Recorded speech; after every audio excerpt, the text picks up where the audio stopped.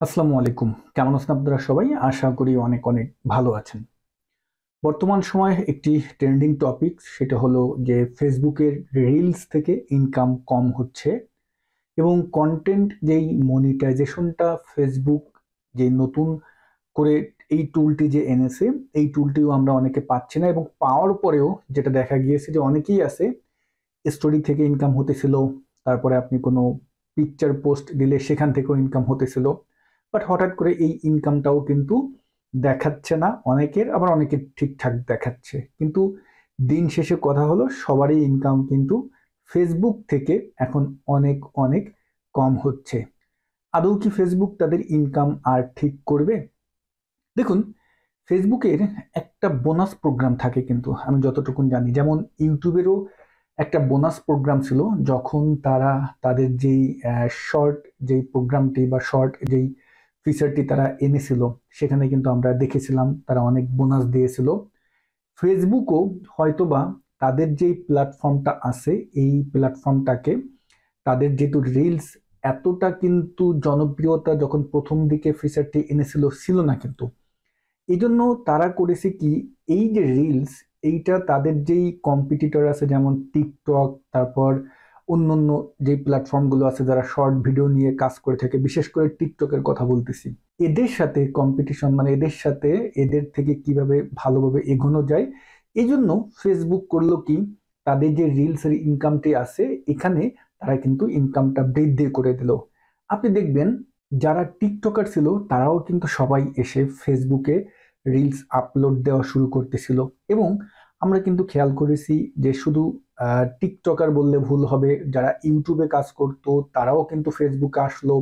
অর্থাৎ একটা ভিডিও যদি ইউটিউবে কেউ তৈরি করতো ইউটিউবের জন্য, সে কিন্তু, বা টিকটকের জন্য যদি কেউ তৈরি করতো, সে কিন্তু ফেসবুকে ভিডিও আপলোড দিত। কিন্তু এমন একটা সময় আসলো যখন ফেসবুকের জন্য ভিডিও তৈরি করতেছে আর পাশাপাশি ফেসবুকের ভিডিওটা তারা ইউটিউব এবং টিকটকে ছেড়ে দিচ্ছে বা ইনস্টাগ্রামে ছেড়ে দিচ্ছে, এই হলো অবস্থা। কিন্তু যখন ফেসবুক তাদের এই নতুন আপডেটটি নিয়ে আসলো, ইনকামটা কমিয়ে দিল, তখন কিন্তু অনেকেই মাথায় হাত দিয়ে এখন বসে আছেন যে কি হবে কি হবে। আমি আমার লাস্ট যে দুটি ভিডিও আছে সেই দুটি ভিডিওতে কিন্তু আমি এই বিষয়টি পরিপূর্ণভাবে কিন্তু আপনাদেরকে এক্সপ্লেইন করে বলেছি যে আপনারা যারা কন্টেন্ট ক্রিয়েশন নিয়ে কাজ করতে চান তাদেরকে আমি বলবো যে ইউটিউব প্ল্যাটফর্মটাকে পছন্দ করেন। আপনি ইউটিউব প্ল্যাটফর্মটাতে কাজ করেন এবং এমন নিশ নিয়ে কাজ করুন যেই নিশটা খুবই পাওয়ারফুল।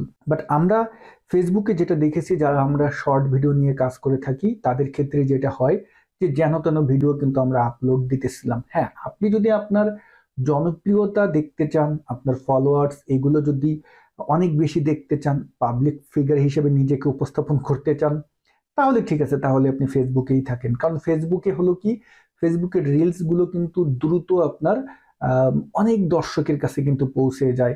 আপনি দেখবেন একটা শর্ট ভিডিও তৈরি করে আপনি ইউটিউবে ছাড়তেছেন, সেইটা কিন্তু বেশিরভাগ লোকের কাছে যাচ্ছে না। কারণ ইউটিউবের অ্যালগোরিদমটা খুবই স্ট্রং এবং ইউটিউব কিন্তু কোয়ালিটিটাকে মেনটেন করে। ইউটিউব সবসময় কোয়ালিটিফুল কন্টেন্ট ওদিকে কিন্তু তারা নজর দেয়। আবার আপনি এটাও দেখবেন যে ফেসবুক আপনাকে খুব দ্রুত আপনাকে ফলোয়ার্স বৃদ্ধি করে দিচ্ছে বা সবার কাছে আপনাকে পৌঁছায় দিচ্ছে, কিন্তু গত কয়েকদিন ধরে বা কয়েক মাসের কথা যদি বলি, ফলোয়ার্স সংখ্যাও কিন্তু সেভাবে বাড়তেছে না। ঠিক 5-6 মাস আগে যেভাবে ফলোয়ার্স বৃদ্ধি পেত, এখন কিন্তু ফেসবুকও তাদের অ্যালগোরিদম খুব শক্ত করে ফেলেছে এবং অ্যালগোরিদমটা এমনভাবে চলতেছে যে এখানেও এখন কোয়ালিটি আপনাকে মেনটেন্স করতে হবে। ফেসবুকে আমরা যারা ভিডিওগুলো দেখি, ফেসবুকটা মূলত একটা টাইম পাস প্ল্যাটফর্ম আমি বলবো, এখানে আসলে শেখার কিছুই নেই। কিন্তু আমরা এই টাইম পাস থেকেই ইনকাম করতেছিলাম, তাই না? ওরকম টাইম পাসের মতোই ভিডিও তৈরি করতেছিলাম, এই জন্য হয়তোবা আমরা খুব এনজয় করতেছিলাম ফেসবুকের মাধ্যমে। কিন্তু দেখুন, ফেসবুকের যে প্ল্যাটফর্মটা আছে এখান থেকে আপনি কি শিখতে পারতেছেন, এখান থেকে শেখার কি কিছু আছে? বাট ইউটিউবকে যদি আপনি একটু হিসাবে ধরেন, ইউটিউব থেকে কিন্তু আমরা অনেক কিছু শিখতেছি এবং ইউটিউব একটা, যদি আপনি বলেন এটা একটা এডুকেশনাল প্ল্যাটফর্ম, হ্যাঁ ইউটিউব একটা এডুকেশনাল প্ল্যাটফর্ম। বাট আমরা ফেসবুকটাকে এমন একটা পর্যায়ে এখন নিয়ে গেছি যে ইউটিউবের থেকেও এখন ফেসবুকে বেশি সময় দিচ্ছি। আমি যারা কন্টেন্ট ক্রিয়েশন নিয়ে কাজ করেন বা কাজ করতে চাচ্ছেন তাদেরকে আমি আবারও বলতেছি যে আপনি ভালো নিশ পছন্দ করুন এবং সেই নিশ নিয়ে ফেসবুকে, হ্যাঁ ফেসবুকটাকে রাখেন, একটা ফেসবুক পেজ ওপেন করেন বা ফেসবুক প্রোফাইল থাকুক, কিন্তু আপনাকে টার্গেট নিতে হবে ইউটিউবটাকে। ইউটিউবে আপনি কাজ করেন। ইউটিউবে ফেসবুকের মতো হয়তো বা এত দ্রুত আপনি সাকসেস পাবেন না, বাট ইউটিউবে যদি আপনি লেগে থাকেন, একটা সময় গিয়ে ইউটিউব আপনাকে এত কিছু দিবে যে আপনি আসলে কল্পনা করতে পারবেন না। ইউটিউবটা কিন্তু, আমি যদি বলি যে আমার একটা লাইফের পরিবর্তন এনে দিয়েছে কিন্তু এই ইউটিউবটাই। পরবর্তীতে হলো কি, ইউটিউবে যেহেতু আমি কন্টেন্ট ক্রিয়েশন নিয়ে কাজ করতেছিলাম, এই কন্টেন্ট ক্রিয়েশনটাকেই এখন যেহেতু সামাজিক অনেক মাধ্যম হয়েছে, সেই মাধ্যমগুলোর সুবিধা কিন্তু আমি উপভোগ করতেছি, বা আমি সেই সুবিধাগুলো কিন্তু লুফে নিয়েছি।